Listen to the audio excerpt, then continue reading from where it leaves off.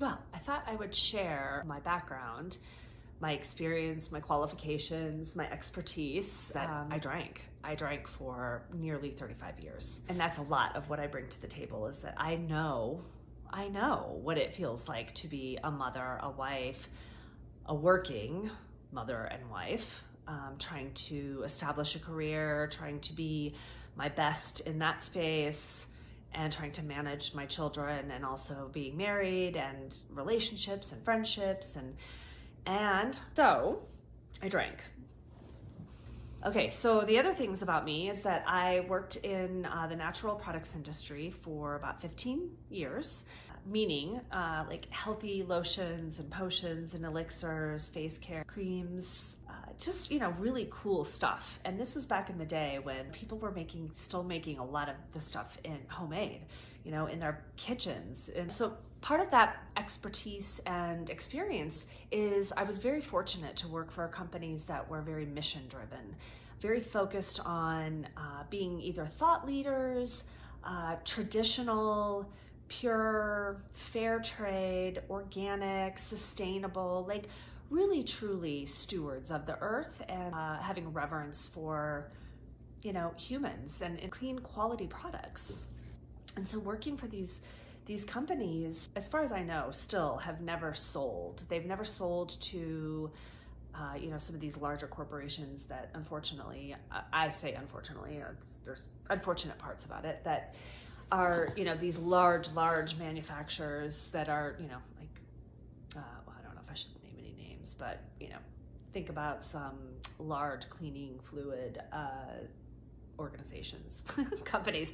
They came in and bought up a lot of these natural products, brands that are big and they're making money. And these other, I'm segueing, these other corporations outside of the natural products were like, wait a minute, they're making money over there. They are doing something right, and people are catching on to this. So let's now get involved. Kind of like the way pharma is with psilocybin and cannabis. That's another whole story I'll talk about later. Anyway, I got to learn a lot about this industry, and these two companies have not sold out. They've, maintained ownership. They've maintained, I would say, sovereignty in being able to still make decisions on, quality and R&D, in ways that they might not be able to do if they were owned by, is that going to make us money? Is that going to be cost effective? And oftentimes when you are dealing with raw materials in, plants, like I worked for an herbal supplement, and we were using fresh live plants, and these, grow in nature at their own pace. And sometimes the crop gets destroyed and it's not available. So it's a moving target. And sometimes that's not cost effective. It's really, so cutting corners where you can is really ultimately not beneficial to the consumer. Yeah. So I was very lucky in understanding, very mission driven, dedicated, devoted to the cause, to helping heal our planet. And then also working with plants, all non-psychoactive herbal medicines that, have a healing component to our bodies. Even just foods we eat that are plants, turmeric, ginger, they're so healing for our bodies. And I got to learn a lot about everything from soil to the seed to the cultivation, taking the baby plants and planting them just at the right time in the fields. And, a lot of that's still done by hand. So it's like this human interaction with a plant that is going to then ultimately be used as medicine. And then also the harvesting of it, like at the optimal right time, when it's, when the plant is at its most potent peak. I developed this deep rapport and reverence for plants. And I luckily, when I was, deep into the throes of, this working mother, trying to save and salvage a marriage, a 6-year-old and a relatively, toddler baby, and working and traveling all the time. Like, I was losing my shit, and I was drinking. Of course I was drinking. That was a long time ago. And I was like, you got to put me on something. I'm losing my mind. Like, I'm having panic attacks. I'm feeling exhausted. I was at my wit's end. And luckily, she asked me, would you be willing to try the natural route first? Before I just write you a prescription, would you be willing to, see a naturopathic doctor? And I was like, sure. Yeah, that sounds great. Because at the time I wasn't on any pharmaceutical. I think I might have been, I don't think I was taking the pill anymore. I was probably in an IUD. But so I wasn't, I wasn't attuned to really taking anything, nothing proactive and nothing reactive, which was good, but I was desperate enough to change my mindset. Nothing else seemed to be working. The drinking certainly wasn't working, and therapy wasn't working, and so I was like, all right, let's give me some pills. I need to put an end to this. That must have just been some angel intervention there, because she could have easily written me a prescription, and who knows, right? What would have happened? Who knows?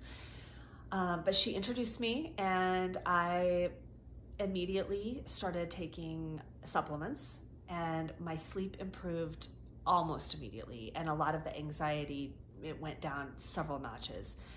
And the supplements that she gave to me were they were branded and private labeled, which and so they were expensive, and we were poor.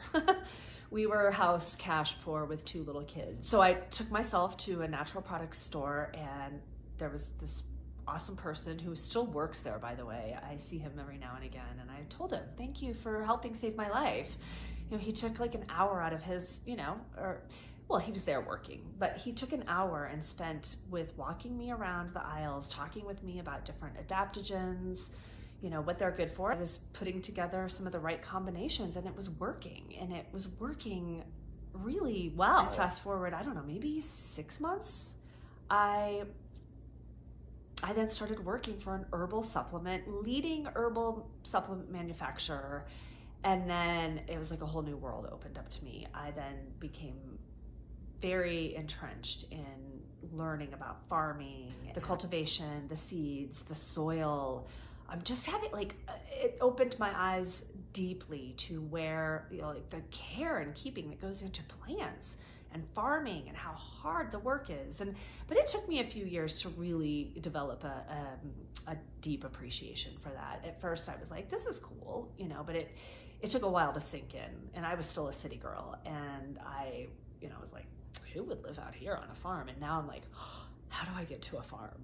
How do I get to these beautiful little more rural areas where I can be one with nature? It's been a 360, no, 180, I guess. It's been a 180 on my aesthetics desires.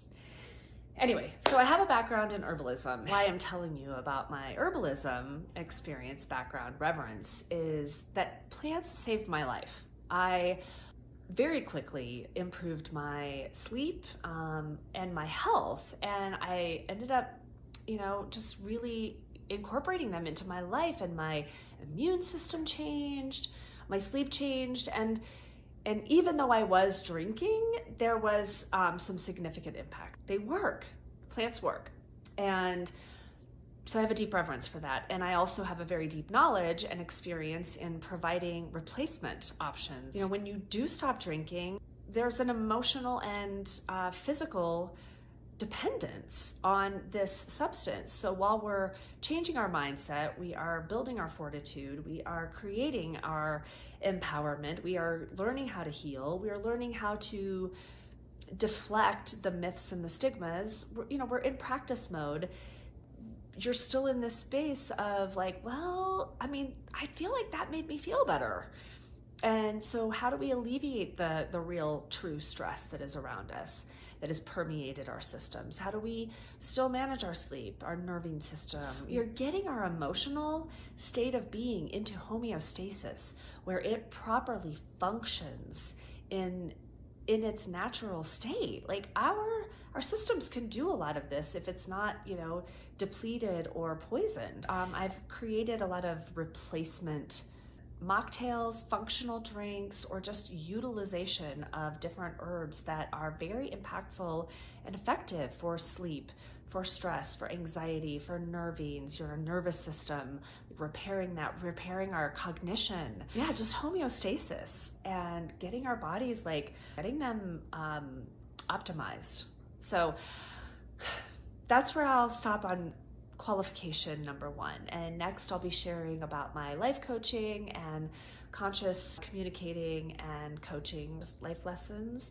Yeah, and I'll just continue to keep giving you my spiritual awakening path as it has unfolded and continues to unfold on a daily basis. And thanks for joining Journey Out of the Bottle and for watching. And I really, truly hope that this resonates with you or someone you know. And, if there's something that you'd like to ask me or comment about or share, I'm so open to that. This is what I really thrive on, is conscious connecting and co-collaborating and sharing of stories and being an inspiration to one another, to creating connections that are healing, that are inspiring, that are motivating. So thanks for joining. Cheers.